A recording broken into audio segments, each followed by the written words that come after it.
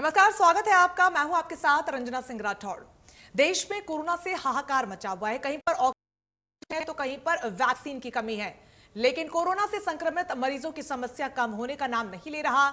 ऐसे में India news Punjab आपके लिए लेकर आया है आपकी अपनी ओपीडी, जिसमें आप घर में बैठे ही डॉक्टरों से बात कर सकते हैं।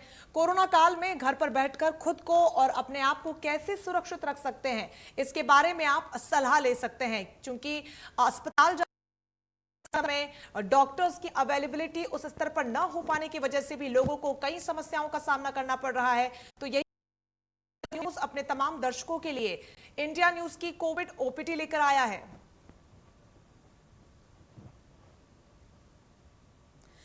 तो सबसे पहले कोरोना के लक्षणों के बारे में बात करते हैं। क्या है वो लक्षण? कोरोना और वैक्सीन पर चर्चा कर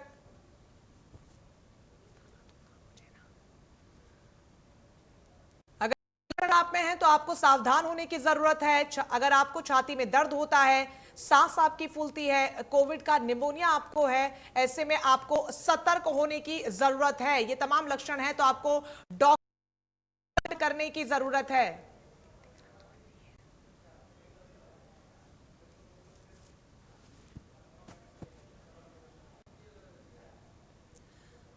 कोरोना और वैक्सीन पर चर्चा करने के लिए हमारे साथ डॉक्टर भूपिंदर पाल सिंह जुड़ रहे हैं। और अगर आप उनसे वैक्सीन और कोरोना के बारे में कोई भी सवाल पूछना चाहते हैं पर कॉल करें और आप अपनी समस्याओं को जान सकते हैं। आपकी समस्या का समाधान केवल एक फोन कॉल की दूरी पर है। सबसे पहले तो डॉक्टर साहब, बहुत स्वागत है आपका इंडिया न्यूज पंजाब पर।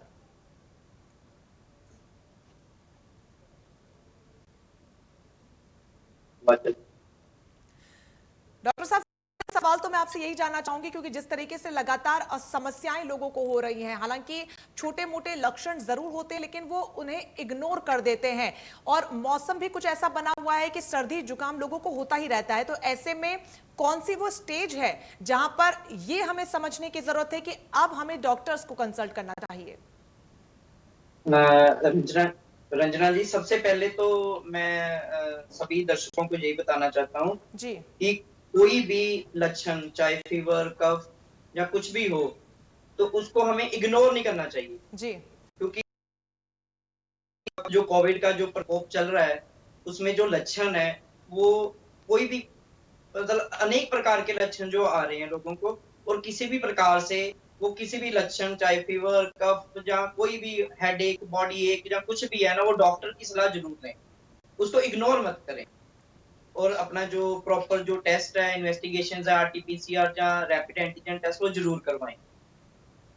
जी बिल्कुल। जिस तरीके से कोरोना के टेस्ट में आजकल ये समस्याएं भी देखने को मिल रही, लोगों की शिकायतें हैं कि तुरंत उसकी रिपोर्ट नहीं मिल पा रही है, 2 से 4 दिन का वक्त लग जा रहा है। उन 2 से 4 दिन में मरीज जो कि कोरोना का जांच करवा के आया है, उसे क्या करना चाहिए? किस प्रकार से वो अपने आप को स्वस्थ करने को लेकर मेडिसिन ले सकता है या फिर अच्छी डाइट खा सकता है? क्या है आपका सुझाव?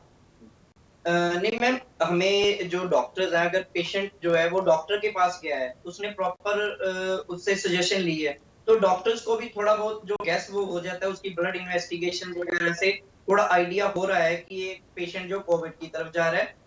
तो और जो रिजल्ट की वेट ना करें, डॉक्टर से जो प्रिस्क्रिप्शन जो डॉक्टर दे रहे हैं, उसे वो पूरा माने और वो मेडिसिन जो है अपनी स्टार्ट करें, जब तक कि रिजल्ट ना आए। बिल्कुल डॉक्टर साहब, साथ ही आपसे ये भी जानना चाहूंगी, क्योंकि कई केसेस ऐसे देखिए, व्यक्तिगत तौर पर भी ऐसे कई केसेस एनकाउंटर हम करते हैं जहां पर आपने पूरा कोर्स ले लिया मेडिसिन का, 10 से 12 दिन आपको हो गए हैं, अब आपको कोई भी सिम्टम नहीं है कोरोना का, ऐसे में लोग दूसरी जांच नहीं करवाते हैं। क्या ये जरूरी नहीं है कि आप आपको लक्षण नहीं दिख रहे हैं तो एवरीथिंग इज ओके? नहीं मैम, क्योंकि पोस्ट कोविड जो सिंड्रोम है, जो पोस्ट कोविड कॉम्प्लिकेशंस है, वो भी काफी हो रही हैं। लोगों से ये चाहिए लोगों को कि अगर कोई लक्षण नहीं है, आप कोविड से ठीक भी हो गए हैं, तो भी डॉक्टर के संपर्क में रहें, और जो टाइम टाइम पर जो इन्वेस्टिगेशंस हैं, वो ज़रूर करवाएँ, और उसके बाद भी जो मेडिसिन है, उसको कंटिन्यू रखें। मतलब टेस्ट करवाना जरूरी है? अगर आपको सिम्टम्स भी नहीं दिख रहे हैं लेकिन अगर 10 से 12 दिन आपको हो गए तो टेस्ट दूसरा जरूर करवाना चाहिए। बिल्कुल जी, बिल्कुल, टेस्ट ज़रूर करवाएँ। जो आपके नज़दीक जो डॉक्टर है, हॉस्पिटल है, कोई डिस्पेंसरी है, वहाँ पर जाकर वो अपने डॉक्टर के संपर्क में ज़रूर रहें। जी बिल्कुल, बहुत ज़्यादा ज़रूरी है हमारे तमाम दर्शकों को ये समझना, क्योंकि लगातार इसको लेकर कन्फ्यूजन भी होता है। ऐसे में दर्शकों के लिए ये एक अच्छी राय है कि अगर आप में सिम्टम्स नहीं है, लेकिन अगर आप कोविड पॉजिटिव रहे हैं, लेकिन आप अपनी दूसरी टेस्ट ज़रूर करवाएं। साथ ही डॉक्टर साहब ये भी आपसे जानना चाहूंगी कि घर बैठे किस तरीके से आप स्वस्थ हो सकते हैं, एक अच्छी डाइट जिसका कोरोना पॉजिटिव होने के बाद सेवन करना चाहिए, टिप्स क्या देना चाहेंगे आप हमारे माध्यम से दर्शकों को? मैं यही टिप देना चाहता हूँ, सबसे पहले मानसिक तौर पर आपको स्ट्रॉन्ग बनना है, पॉजिटिविटी रखनी है कि ये कोरोना है, इसको हमें हराना है, ठीक है? और जो डाइट है वो अच्छी डाइट लें, प्रोटीन जिसमें ज़्यादा है वो डाइट लें, जी। मीन बैलेंस डाइट जो आपकी वो होनी चाहिए। तो आप मीन्स स्ट्रेस से आप कोविड को दूर नहीं कर पाएँगे बहुत और ज्यादा डाइट जरूरी के है बिना। कि आप हाँ जी। मेंटली स्वस्थ रहें, फिजिकल फिट तो आप हो ही जाएंगे, लेकिन जब तक मेंटल वाली स्थिति होती है। इस बीच डॉक्टर साहब हमारे पहले दर्शक सुभाष मेहरा जी हमारे साथ जुड़ गए, बहुत स्वागत है सर आपका, पूछिए आपका सवाल। हेलो। जी हाँ जी। सुभाष जी कहिए। हेलो। सुभाष जी आवाज मिल रही है आपको? हाँ जी मैडम जी, मैंने ना कल वैक्सीन लगवाई जी। सवाल पूछिए अपना सुभाष जी। हेलो। हाँ जी, वो आ रही है। हाँ जी।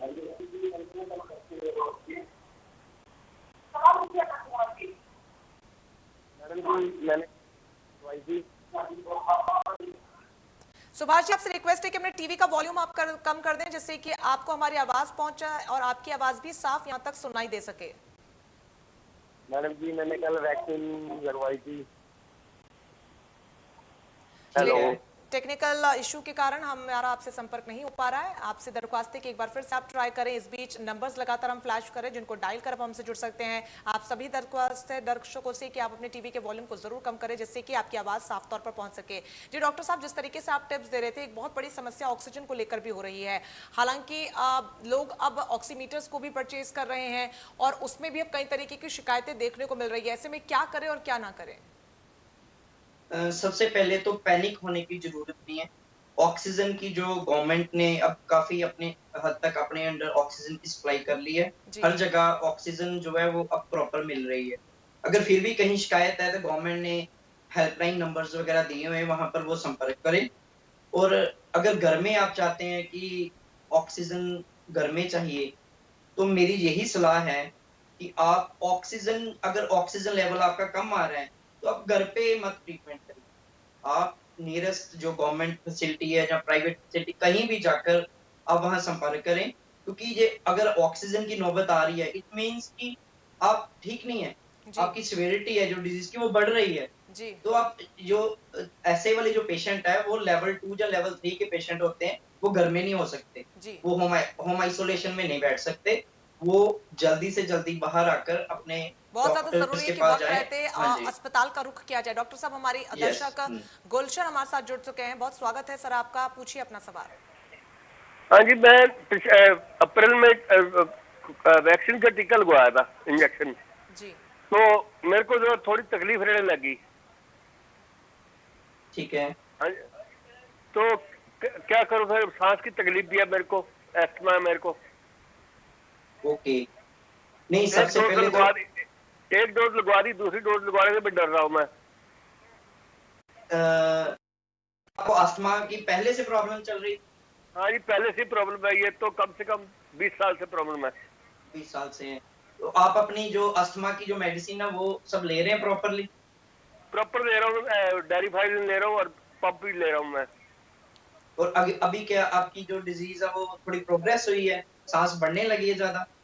तो मेरी लेफ्ट साइड, राइट साइड में बारिश होती है। ओके।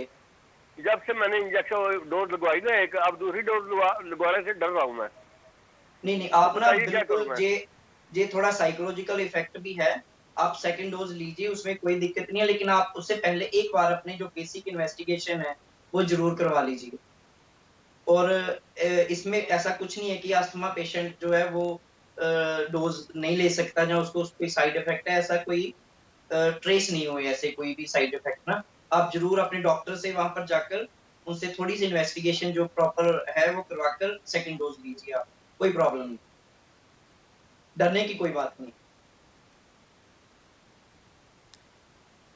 उम्मीद है कि गुलशन जी आपको अपने सवाल का जवाब मिल गया होगा। बहुत शुक्रिया हमारे साथ जुड़ने के लिए। तो लगातार समस्या यही आ रही है डॉक्टर साहब, लोग पहले तो पहली डोज लेने से कतरा रहे हैं और पहली डोज वैक्सीन के लेने के बाद जो साइड इफेक्ट्स देखने को मिल रहे हैं उसके बाद इस तरीके की समस्याएं सामने आ रही है, उसको लेकर क्या सुझाव आप देना चाहेंगे? मैं उससे लेकर एक्चुअली ये जो प्रॉब्लम आ रही है, ये पहले क्या होता था कि जब गवर्नमेंट ने वैक्सीन स्टार्ट की तो लोग हिचकिचाते थे कि जी। वैक्सीन नहीं लेते थे। अब क्या हो रहा है कि घर में या कोई रिश्तेदार में कोई जो फैमिली मेंबर्स हैं वो वैक्सीन लगवाने के लिए चले जाते हैं। उस जी। समय वो किसी न किसी के कॉन्टैक्ट होते हैं। वो ऑलरेडी पॉजिटिव होते हैं, जहाँ उनमें लक्षण होते हैं और वो लक्षण में ही वैक्सीन जो है लगवा लेते हैं। तो जिससे क्या होता है कई बार थोड़े बहुत जो साइड इफेक्ट्स हैं वो ये देखने को मिले हैं। मेरी यही सलाह है कि अगर आप किसी का कोई कॉन्टैक्ट है जो आपके घर में या कोई आस-पास में कोई पॉजिटिव आया तो थोड़े दिन वेट करिए और फिर ये वैक्सीन है जो वो लगवाइए।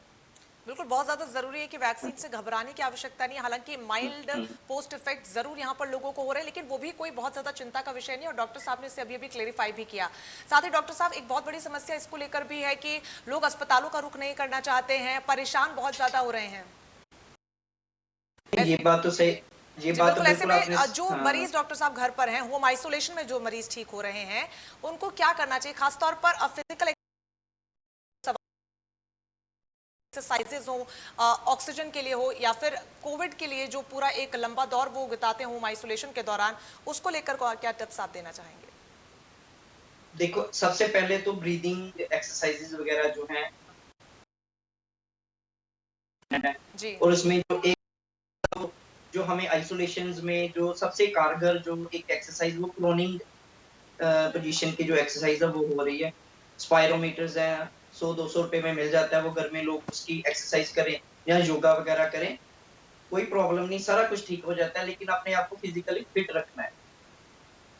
जी बिल्कुल, बहुत ज़्यादा ज़रूरी है कि हाँ आप जी। फिजिकल फिट रहें और मेंटली फिट होना भी उतना ही इम्पोर्टेंट या है। हमारे दर्शक करण सिंह हमारे साथ जुड़ गए हैं। बहुत स्वागत है सर आपका, पूछिए अपना सवाल। सर जी सत श्री अकाल। हाँ जी, सच मैं कहा जी मेरा नाम करम सिंह है जी। करम जी हाँ जी सवाल सर वो पूछिए अपना। हाँ, सत श्री अकाल जी। हाँ जी, सत श्री अकाल। मैं कहा जी मेरा नाम करम सिंह है जी। हाँ जी। ਮੈਂ ਇੱਕ ਆਪਣੇ ਸਾਥੀ ਨੂੰ ਵੈਕਸੀਨ ਲਾਉਣ ਬਾਰੇ ਉਹਨੂੰ ਮੈਂ ਪੁੱਛਿਆ ਸੀ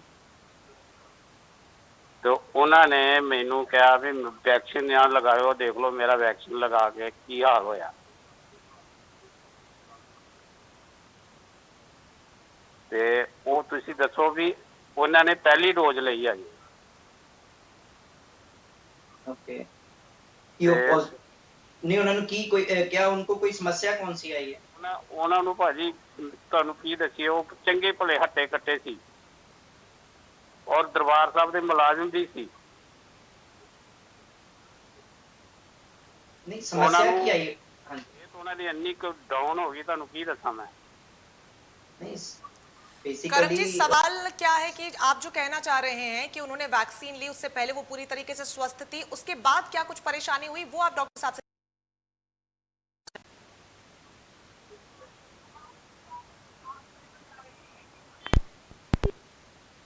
चलिए हमारे दर्शक से संपर्क टूट गया है। इस बीच हम तमाम दर्शकों से अपील करेंगे कि नंबर्स लगातार हम फ्लैश कर रहे हैं, इन्हें डायल कर आप हमसे जुड़ सकते हैं। एक दरख्वास्त है कि टीवी के वॉल्यूम को जरूर आप कम करें जिससे कि आपकी आवाज़ साफ हम तक पहुंच सके। तो लगातार बहुत फ्रीक्वेंट जो सवाल उठ के सामने आ रहा है डॉक्टर साहब, वो इसी चीज़ का आ रहा है कि वैक्सीन के बाद जो इफेक्ट्स देखने को मिल रहे हैं, ऐसे में कई लोगों को जो फीवर आ रहा है वो 2 से 3-4 दिन तक भी एक्सीड होता जा रहा है। तो क्या वो गंभीर समस्या उसे माना जाए? नहीं रंजना जी, इतना इसको कोई भी वैक्सीन जब लेते हैं, तो कोई ना कोई हल्का-सा फ़ीवर, बॉडी एक्स वगैरह इसमें जो है वो आ रही है। जी। इसको इतना गंभीर समस्या नहीं लेनी चाहिए। सबसे ज़्यादा पहले तो हमें अफ़वाहों से बचना चाहिए। जी। लोग व्हाट्सएप ग्रुप्स या कोई सोशल मीडिया के थ्रू अफ़वाहें फैला रहे हैं कि ये वैक्सीन मत लो, इसमें ये साइड इफ़ेक्ट है इसमें, जबकि ये हकीकत से बहुत दूर है। जी। इतने मेजर साइड इफेक्ट्स अगर देखने को मिलते हैं तो गवर्नमेंट जो हॉस्पिटल्स हैं या कुछ उसकी रिपोर्टिंग करते। रिपोर्टिंग तो हो ही नहीं, कोई इतने मेजर साइड इफेक्ट्स जो है वो नहीं आ रहे। ये ज़्यादातर अफ़वाहें हैं और मैंने आपको पहले भी बताया था कि हो क्या रहा है कि पेशेंट पहले किसी न किसी का वो कॉन्टैक्ट होते हैं, डर के मारे भागकर वैक्सीन लगवाने जाते हैं। बाद उनको फीवर आ जाता है, वैक्सीन भी ली होते हैं और उनको लगता है कि हम कोविड पॉजिटिव हो गए, हमें फीवर आ गया, ये जी। वैक्सीन की वजह से हुआ। जबकि ऐसा कुछ नहीं है। मैं सभी दर्शकों को ये बोलना चाहता हूँ कि आप जो वैक्सीन है जब भी लगवाने जाएँ, ये मेक श्योर कर लें कि आप पहले कोई आपको कोई फीवर या आप किसी का कोई कॉन्टैक्ट तो नहीं है, या आपको कोई गला खराब या कुछ ऐसा नहीं है। 2-3 दिन वेट करो, 4 दिन, उसके बाद जाकर लगवा लो। ऐसी कोई समस्या नहीं आएगी। बिल्कुल, साथ ही डॉक्टर साहब एक व्यक्ति जो वैक्सीन लेने के लिए जा रहा है, प्री वैक्सीन सेशन और पोस्ट वैक्सीन के बाद क्या कुछ करना चाहिए, उसको लेकर कोई खास टिप्स देना चाहें?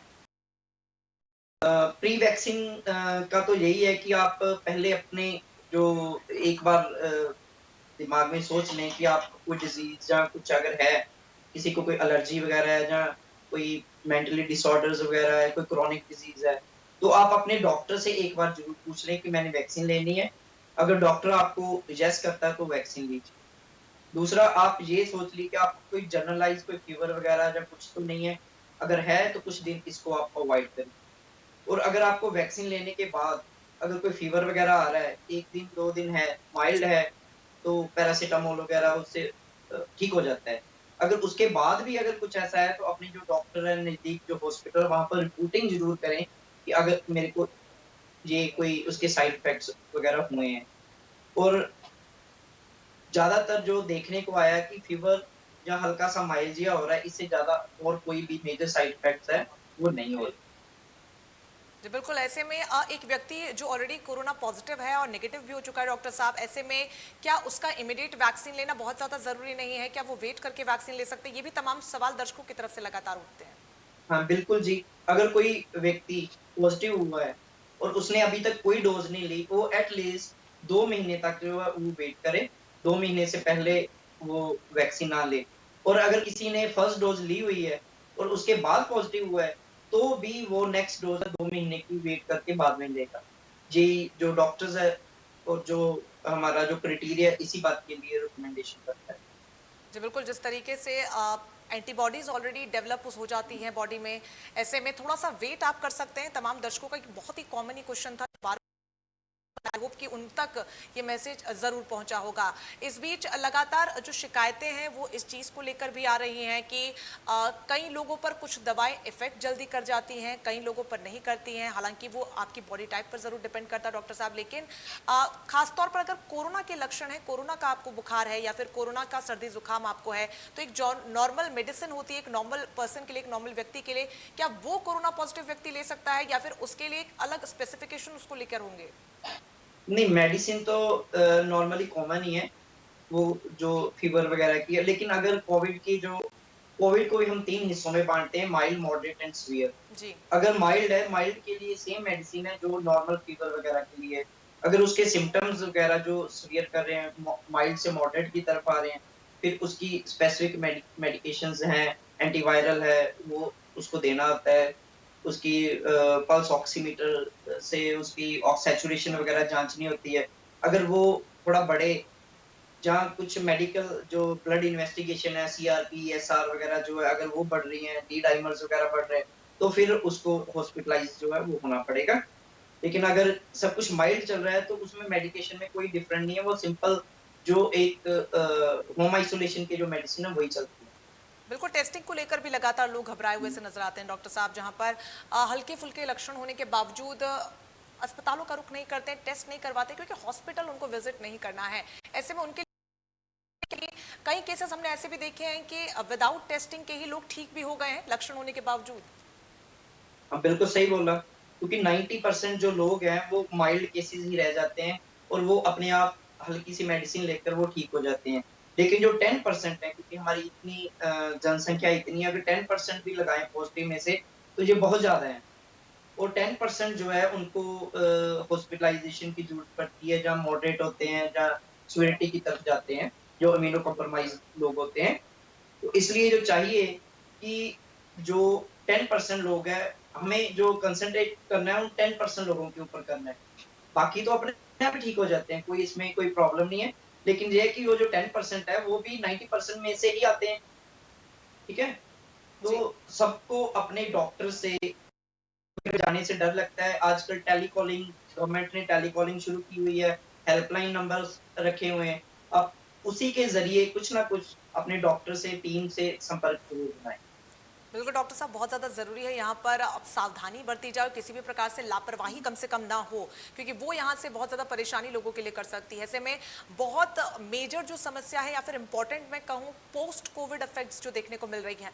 आप पॉजिटिव होने के बाद आसानी से नेगेटिव भी हो जा रहे हैं, लेकिन जो पोस्ट कोविड इफेक्ट्स हैं वो बहुत ज़्यादा लोगों को फिजिकली अफेक्ट कर रहे हैं। फिर चाहे वो हार्ट से संबंधी परेशानियाँ हो, लंग्स से संबंधी परेशानियाँ हो, उसको लेकर क्या यहाँ पर सुझाव आप देंगे? मैं यही कहना चाहता हूँ कि अगर तो आपने कॉन्टैक्ट में है, वो जी। आपको पोस्ट कोविड सिम्पटम्स के बारे में भी आगाह करेगा। उसकी आपकी जो मेडिकेशंस हैं, जैसे एंटीकोगुलेंट्स वगैरह हैं, फाइब्रोसिस लंग्स को बचाने के लिए मेडिसिन्स हैं, या आपकी जो कोमॉर्बिडिटीज़ चल रही हैं, उसकी जो मेडिसिन्स हैं, वो उसको प्रॉपर मैनेज करना होता है। इसलिए मेरी सलाह यही है कि अगर आप कोविड से ठीक हो गए हैं, अच्छी बात है, ठीक हो गए हैं। लेकिन आप फिर भी अपने जो आपकी जो प्री मेडिकेशंस जो कोविड से पहले जो चल रही थी, उसके बारे में एक बार अपने जो डॉक्टर हैं उनसे संपर्क ज़रूर करें कि अब हमें मेडिसिन में कुछ चेंजेस तो नहीं करनी, कुछ एडिशन तो नहीं करनी। ये चीज़ का खास ध्यान रखें। बिल्कुल डॉक्टर साहब, पोस्ट कोविड इफेक्ट्स की हम बात करें से भी ये भी आपसे जानना चाहूंगी कि किस तरीके के पेशेंट्स में ज्यादा चांसेस हैं इसको देखने की, वो पेशेंट्स जिनको ऑलरेडी पहले से गंभीर बीमारियां रही हैं और वो कोविड पॉजिटिव हुए हैं, या फिर एक स्वस्थ इंसान जो अभी अभी कोरोना से रिकवर हुआ है उनको भी इस तरीके की समस्याएं देखने को मिल सकती है और उन्हें अब पहले से ही सावधान हो जाना चाहिए? बिल्कुल सही बोला जी आपने। जो पोस्ट कोविड जो सिम्पटम्स ज़्यादा जो कॉम्प्लिकेशंस आ रही हैं, वो जो ऑलरेडी इम्यूनो कॉम्प्रोमाइज़्ड पेशेंट्स हैं, कोई डायबिटिक का, हाइपरटेंशन का, किसी को किडनी डिज़ीज़ चल रही है, जी। किसी को कोई ट्यूमर, कुछ मैलिग्नेंसी है। ये ज़्यादा कॉम्प्लिकेशंस इन लोगों में जो वो ज़्यादा देखने को मिल रही है। लेकिन कोई नई मेडिकेशन नहीं ले रहा, उसमें भी कुछ परसेंट जो है ये चीज़ें देखने को मिल रही हैं कि उसमें जो पल्मोनरी एम्बोलिज़्म वगैरह जो ये चीज़ें जो हैं, वो हो रही हैं। मेरी यही सलाह है कि आप जो अपने डॉक्टर से बिल्कुल संपर्क में रहें, क्योंकि आपको अपने डॉक्टर के ऊपर भरोसा जो है वो करना पड़ेगा। क्योंकि ये कोविड अब ऐसी स्टेज पे जा रहा है, जी। आप इसको इग्नोर नहीं कर सकते। बिल्कुल, बहुत ज़्यादा ज़रूरी है कि आप हाँ बिल्कुल जी। इग्नोर ना करें, सजग रहें, सतर्क रहें और हाँ, बिल्कुल भी लापरवाही ना बरतें। बहुत शुक्रिया डॉक्टर भूपेंद्र पाल सिंह हमारे साथ जुड़ने के लिए और दर्शकों तक आसान शब्दों में जो तमाम समस्या या फिर कन्फ्यूजन जो लगातार ज़हन में उठता है, उसको क्लैरिफाई करने के लिए। तो इसी के साथ इंडिया न्यूज़ पंजाब पर मेरे साथ बस इतना ही। लगातार बड़ी खबरों का सिलसिला जारी है। नमस्कार। साथ ही हम आपसे अपील करते हैं, आईटीबी फाउंडेशन आपसे अपील करता है कि अगर आपको बुखार है, खांसी है, जुकाम है तो सीधे केमिस्ट से दवा न लें, डॉक्टर से संपर्क करें, कोविड टेस्ट जरूर करवाएं, पॉजिटिव आने पर बिल्कुल घबराना नहीं है, खुद को आइसोलेट कर लें और हाँ, डॉक्टर की बताई गई दवाओं का सेवन जरूर करें।